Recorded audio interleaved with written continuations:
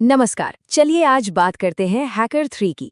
एक ऐसी कहानी जहां एक बिल्कुल साधारण से दिखने वाले छात्र की जिंदगी एक ही रात में पूरी तरह बदल जाती है, जब उसका सामना एक बहुत ही खतरनाक सच से होता है।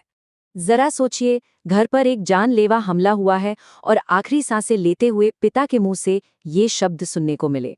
बस यहीं से हैकर 3 की असली कहानी की शुरुआत होती है। पर कहानी में इस भयानक मोड़ के आने से पहले विक्रांत की जिंदगी बिल्कुल अलग थी। वो तो बस एक आम सा कॉलेज स्टूडेंट था। मतलब एक तरफ क्लास का टॉपर, दूसरी तरफ अपनी शरारतों के लिए पूरे कॉलेज में फेमस, और साथ में थे उसके प्यारे माता पिता और एक नई प्रेमिका अनघा। सब कुछ एकदम परफेक्ट लग रहा था। लेकिन ये जो परफेक्ट लाइफ दिख रही थी ना, वो असल में एक बहुत ही सावधानी से बुना गया झूठ थी। एक ऐसा झूठ जो एक जानलेवा सच को छुपाने के लिए बनाया गया था, और उस सच के बारे में तो विक्रांत को कोई अंदाजा ही नहीं था। और फिर अचानक एक दिन कुछ अनजान हमलावर विक्रांत के घर में घुसाते हैं। उसके माँ बाप को बेरहमी से मार दिया जाता है, और मरते मरते उसके पिता उसे वो सच बता जाते हैं जो उसकी पूरी दुनिया हिला देता है। अब विक्रांत को अपनी जान बचाने के लिए भागना पड़ता है, और उसके दिमाग में बस एक ही सवाल गूंज रहा होता है, अगर वो मेरे असली माँ बाप नहीं थे तो फिर मैं कौन हूँ? और इस सवाल का जवाब वो छिपा है एक बहुत पुरानी दुश्मनी में। एक ऐसी लड़ाई जो उसके पैदा होने से भी पहले शुरू हुई थी, दो बहुत ही ताकतवर लोगों के बीच। तो कहानी के एक पाले में है उसके असली पिता विक्रम सिन्हा, जो एक लेजेंडरी सुपरकॉप है, और दूसरी तरफ है जहांगीर, एक बेरहम अंडरवर्ल्ड डॉन और आतंकवादी। तो ये पूरी दुश्मनी शुरू हुई 90s में। 1995 में विक्रम सिन्हा ने जहांगीर के भाई को मुंबई बॉम्ब धमाकों के केस में गिरफ्तार किया। फिर 97 में जब वो भाई जेल से भागने की कोशिश कर रहा था, तो विक्रम को उसे मारना पड़ा। बस इसी का बदला लेने के लिए जहांगीर ने एक कार बम धमाके में विक्रम की पत्नी को मार दिया। इसके बाद अपने बेटे को बचाने के लिए विक्रम के पास कोई और रास्ता नहीं बचा। उसे अपनी और अपने बेटे दोनों की मौत का नाटक करना पड़ा, और विक्रांत को अपने भरोसेमंद लोगों के पास छिपा दिया। और पूरे 18 साल तक जहांगीर एक भूत के पीछे पड़ा रहा, उस लड़के को ढूंढता रहा जो सालों पहले जैसे हवा में गायब हो गया था। 18 साल की ये लंबी खोज आखिरकार उसे विक्रांत तक ले ही आई, और इसका सबूत विक्रांत के उन माता पिता की बेरहम हत्या जिन्होंने उसे पाला था। ये एक साफ संदेश था।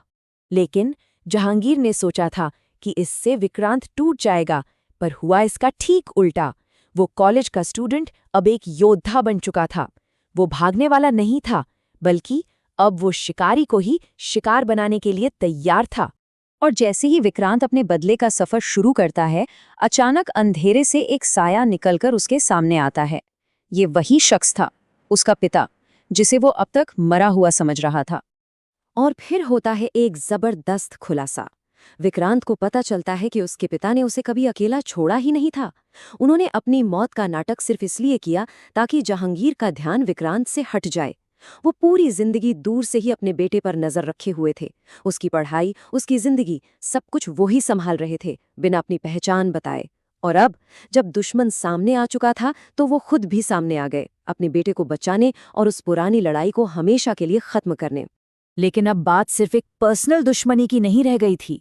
मामला इससे कहीं ज्यादा बड़ा और खतरनाक हो चुका था।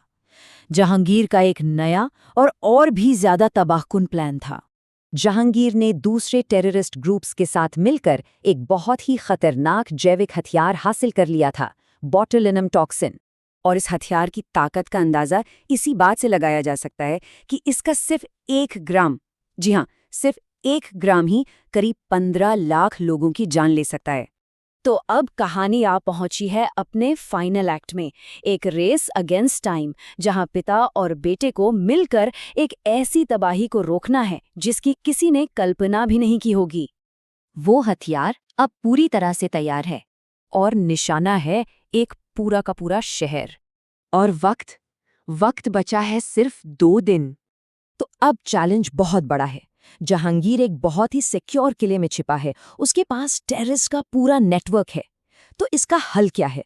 विक्रम और विक्रांत NIA के साथ मिलकर काम करते हैं, और यहीं विक्रम अपना तुरुप का इक्का बाहर निकालते हैं।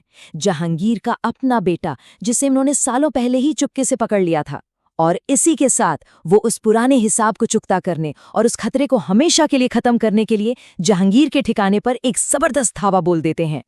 तो ये कहानी सिर्फ एक टेररिस्ट को रोकने तक ही सीमित नहीं है।